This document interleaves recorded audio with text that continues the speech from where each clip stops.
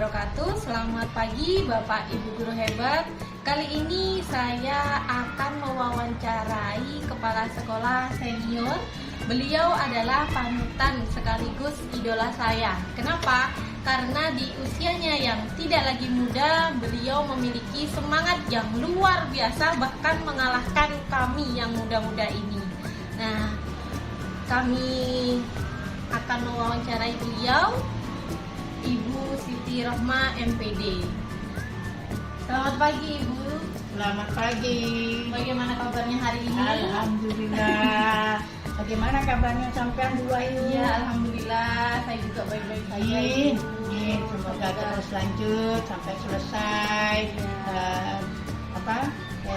pelatihannya, guru penggeraknya ya, sampai nanti akhir dapat sertifikat. Ya, terima kasih Bu atas doanya. Mohon maaf ini Bu, Ya. saya mengganggu waktunya Ibu sebentar. Gini Bu, saya kali ini ingin mewawancarai Ibu Siti Rohma terkait dengan pengambilan keputusan yang selama ini mungkin sudah Ibu hadapi, karena kan pengalamannya Ibu ini sangat banyak ya, luar biasa. Saya yakin pengalaman-pengalaman yang Ibu alami ini benar-benar sangat luar biasa, dan saya ingin Ibu untuk berbagi sedikit pengalamannya kepada saya. Iya, Bu. Ibu, untuk pertanyaan yang pertama ini Bu, selama ini bagaimana Ibu dapat mengidentifikasi kasus-kasus yang merupakan dilema etika atau bujukan moral Ibu? Begini Bu Ayu, terima kasih atas pertanyaannya. Mungkin kalau di sekolah, sebuah sekolah itu pasti terjadi kasus-kasus, terutama seperti kasus dilema etika ataupun bujukan moralnya. Di sini sebagai seorang guru atau kepala sekolah pasti akan mengalami, baik itu kasusnya terjadi antar guru dengan guru maupun murid dengan murid, atau juga guru dengan murid, bisa terjadi hal itu. Tapi selama ini kami dapat mengidentifikasi kasus-kasus dilema etika maupun bujukan moral itu dengan baik Bu Ayu. Ya, Jadi untuk membedakan antara kasus dilema etika dengan bujukan moral, yaitu kalau menurut saya pribadi Bu Wahyu ya, kalau dilema etika itu kan istilahnya kasus benar dan benar. Ya. Kemudian kalau bujukan moral itu benar dan salah. Iya, Tapi betul semua sekali. itu tergantung dari yang bersangkutan. Kadang merasa saya benar, saya salah, kan tergantung dari orangnya masing-masing. Itu menurut saya, cara saya mengidentifikasi kasus tersebut Bu Wahyu. Demikian Bu Wahyu. Ya, untuk pertanyaan selanjutnya Ibu, selama ini bagaimana Ibu menjalankan pengambilan keputusan di sekolah, terutama sekolahnya Ibu, untuk kasus-kasus di mana ada dua kepentingan yang sama-sama benar atau sama-sama mengandung nilai kebajikan? Cara menjalankan pengambilan keputusannya Ibu. Begini Bu Wahyu, kalau kita mengalami kasus yang sama-sama benar, artinya kita itu harus berdiri di tengah. Jadi tidak mengeblok, artinya menganggap yang ini paling benar, yang ini paling benar. Jadi kita harus mengidentifikasi lebih dahulu masalah itu, satu. Dua, kita pelajari dulu, artinya kita memahami, bertanya kepada yang bersangkutan. Jadi yang terjadi permasalahan itu kita harus bertanya dulu.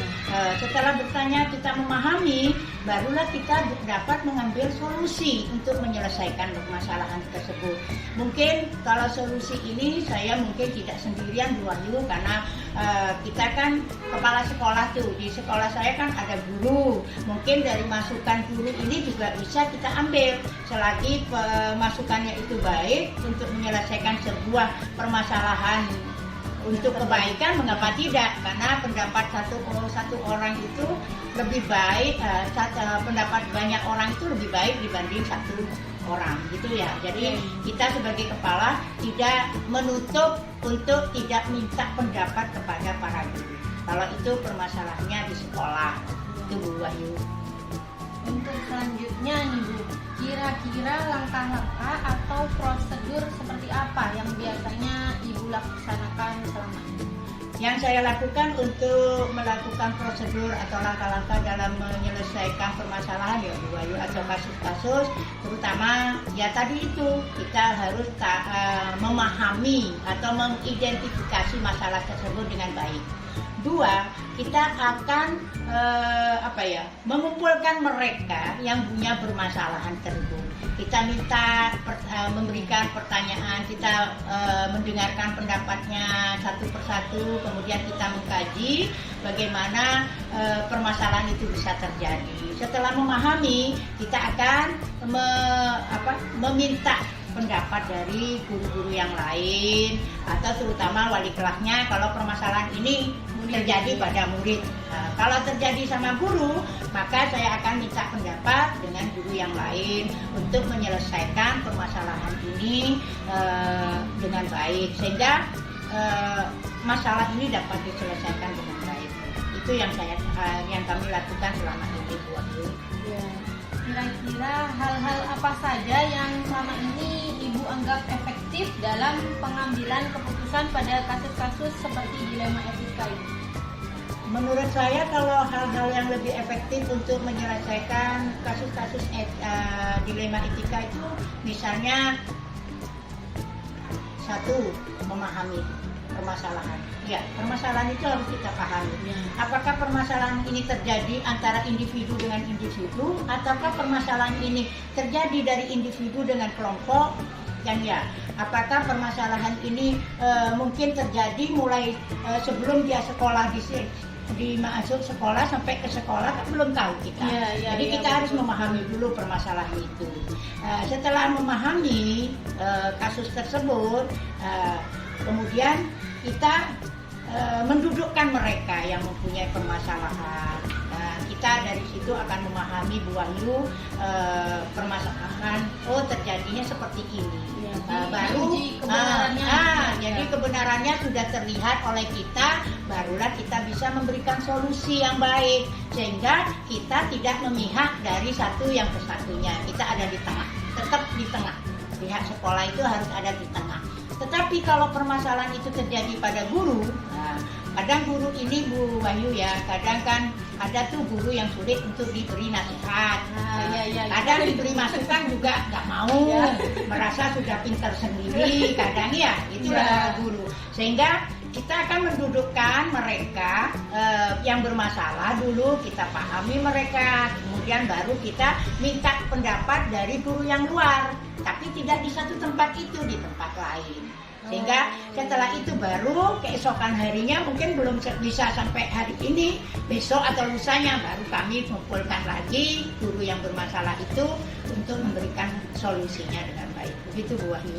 Iya. Nah, untuk selanjutnya ini Bu, kira-kira hal apa saja yang selama ini Ibu temui merupakan tantangan dalam pengambilan keputusan pada kasus-kasus dilema etika? Tantangan ini Bu. Iya Bu Wahyu, biasanya memang kalau kasus itu pasti ada tantangan. Dimanapun kita menemukan masalah pasti ada tantangannya. Begitu juga dengan permasalahan yang terjadi di sekolah kami, baik itu murid dengan murid ataupun murid dengan guru, bisa terjadi kan? Atau guru dengan guru, itu pasti banyak tantangannya.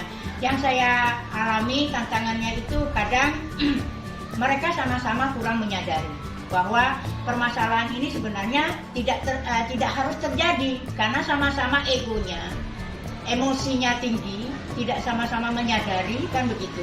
Tidak menyadari kesalahan. Jadi mereka menganggap saya benar, saya yang benar gitu. Akhirnya tantangannya satu itu. Dua, kadang tantangan itu datang dari diri orang itu yang bersangkutan ataupun tantangan itu akan datang dari luar orang tersebut.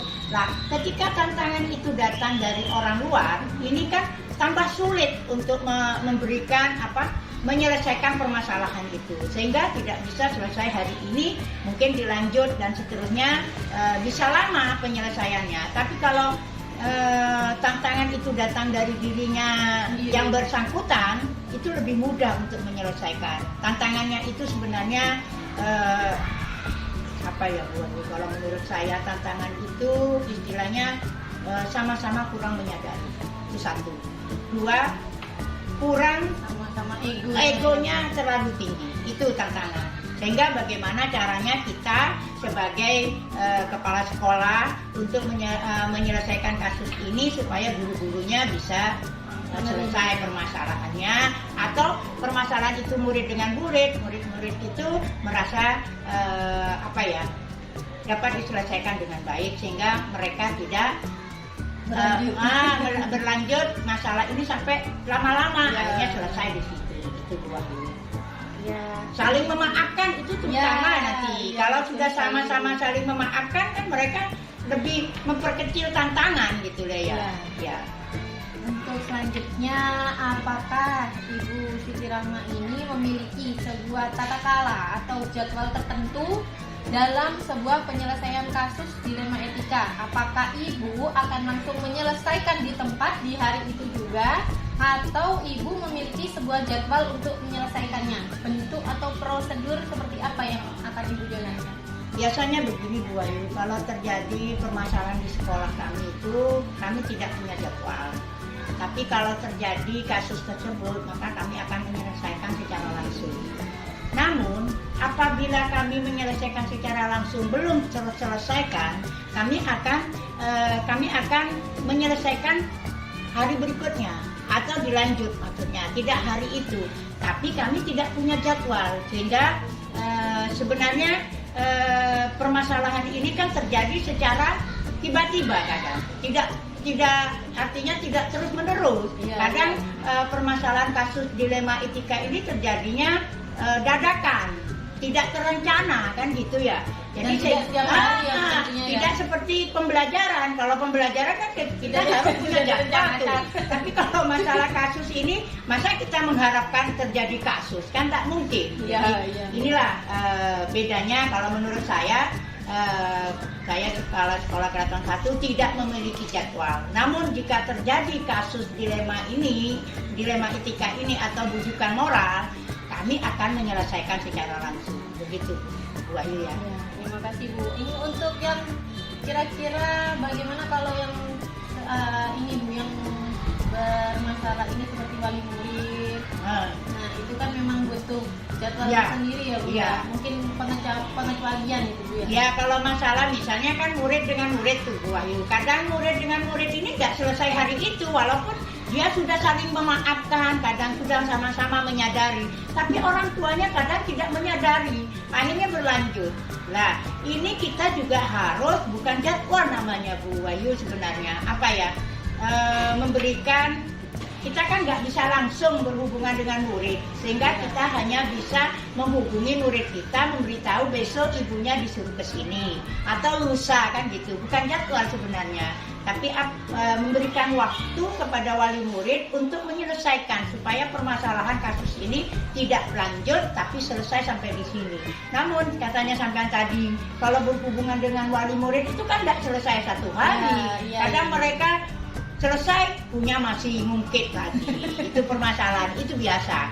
Tapi kami tidak memiliki jadwal, tapi kami memberikan waktu kepada wali murid melalui anaknya gitu, dipanggil biar mereka berkumpul bersama untuk menyelesaikan sehingga permasalahan itu bisa selesai. Ya, terima kasih Bu. Untuk yang pertanyaan selanjutnya ini, adakah seseorang atau faktor-faktor apa yang selama ini dapat mempermudah atau membantu Ibu dalam setiap pengambilan keputusan pada kasus-kasus seperti dilema etika? Kalau kemudahan ini kemudahan berarti ini yang membantu yang tadi tantangan sekarang pastilah kalau dalam sebuah keluarga atau keluarga sekolah maupun dimanapun permasalahan itu pasti ada yang memberikan pendapat atau memberikan bantuan pasti untuk mempermudah menyelesaikan permasalahan kan demikian. Seperti di sekolah kami mungkin kami akan menyelesaikan dengan musyawarah dengan dengan guru-guru, itu terutama bagaimana cara menyelesaikan permasalahan itu supaya berjalan dengan baik, dapat menyelesaikan masalah dengan baik. Kemudian jika permasalahan itu hubungannya dengan murid-murid, maka kami memberikan nasihat kepada murid bahwa kalian itu harus legowo, harus menerima, memberi maaf. menyadari, mengurangi rasa egonya. Jadi dengan cara-cara seperti ini mungkin akan lebih mudah menyelesaikan permasalahan atau kasus-kasus tersebut, Bu Ayu. Tidak kalah penting dengan adanya dorongan semangat dari wali muridnya untuk murid-muridnya, mungkin ini juga dapat menambah faktor untuk menyelesaikan solusi kasus ini dengan baik. Kalau guru, Wahyu, mungkin saya akan memberikan nasihat masukan bagaimana menjadi guru yang baik, dengan teman berkawan bagaimana, sehingga menimbulkan mungkin rasa empati kepada teman, rasa kebersamaannya. Itu kan juga mengurangi rasa egonya, ya, rasa menangnya sendiri, pintarnya sendiri, merasa orang lain itu bodoh, kan begitu. Ini diberikan nasihat secara artinya nasihatnya juga tidak langsung kamu, tidak, dengan cara perlahan tapi pasti untuk mengurangi egonya dia. Kemudian musyawarah dengan guru-guru untuk menyelesaikan permasalahan guru yang terjadi. Demikian juga dengan misalnya hubungannya dengan wali murid. Misalnya wali murid, kita tetap memanggil wali murid dengan memberikan wejangan, minta pendapat bagaimana kalau gini-gini untuk menyelesaikan. Kadang kalau murid itu Bu Ayu sering kan tidak masuk sekolah ya, jarang. Nanti orang tuanya itu ada yang acuh tak acuh, kadang merasa karena orang nggak mampu, sehingga kalau orang tuanya kerja itu suruh nunggu adiknya kadang ada di rumah. Tentang rasa peduli. Rasa pedulinya kepada keluarga, tapi kan merugikan anaknya sendiri, di mana anaknya ini saat masa untuk belajar di sekolah dirampas secara tidak, kan kasihan anaknya. Ya namanya anak patuh ke orang tua ya ikut aja kan. Inilah salah satu cara kita untuk memberikan masukan kepada wali murid supaya muridnya itu dimasukkan anaknya, sehingga kalau hari ini mereka misalnya mau, tapi nanti kalau sudah dewasa dia tidak disekolahkan, dia akan berontak kepada orang tuanya. Mengapa? Karena merasa tidak diperhatikan, tidak diberi kok saya tidak disuruh belajar, kenapa saya menjadi orang bodoh, yang merugikan, ya kan merasa rugi, akhirnya dia menuntut ke orang tuanya, kan gitu Bu Ayu. Itu mungkin Bu Ayu. Ya, ini pertanyaan terakhir ini Bu. Ya, apa? Dari semua hal yang Ibu sampaikan tadi Bu, kira-kira pembelajaran apa yang Ibu petik dari pengalaman Ibu saat mengambil keputusan khususnya di dilema etika?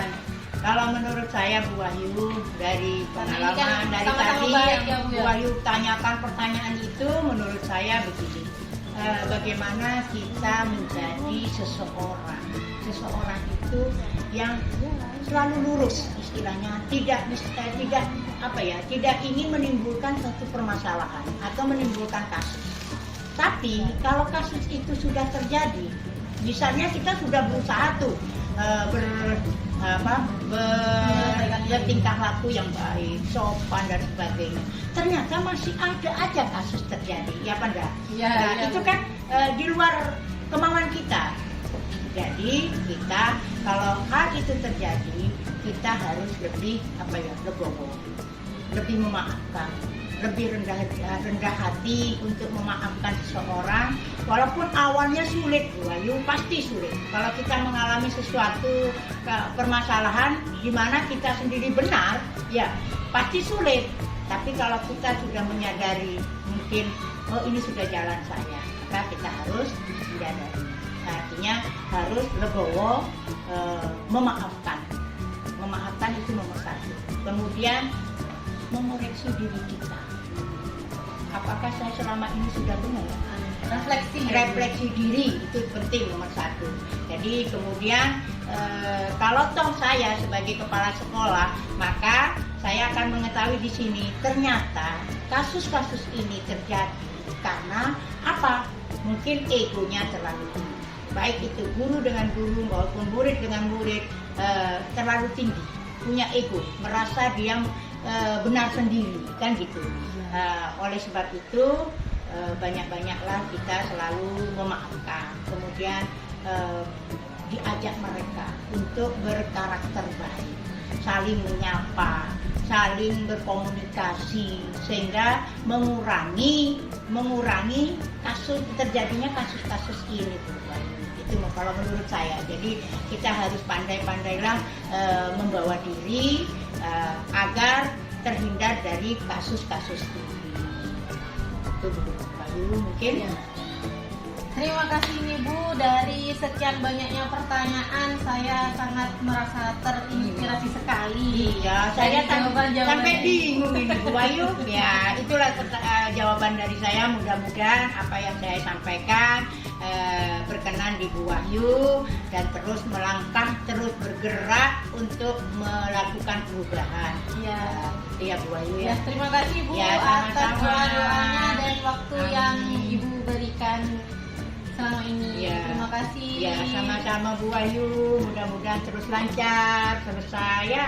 Ya, mari Bu ya. Ya, monggo. Demikian wawancara yang saya laksanakan bersama dengan Ibu Siti Rahma SPD. Beliau merupakan kepala sekolah dari SDN Keraton 1 Bangkalan. Terima kasih. Assalamualaikum warahmatullahi wabarakatuh.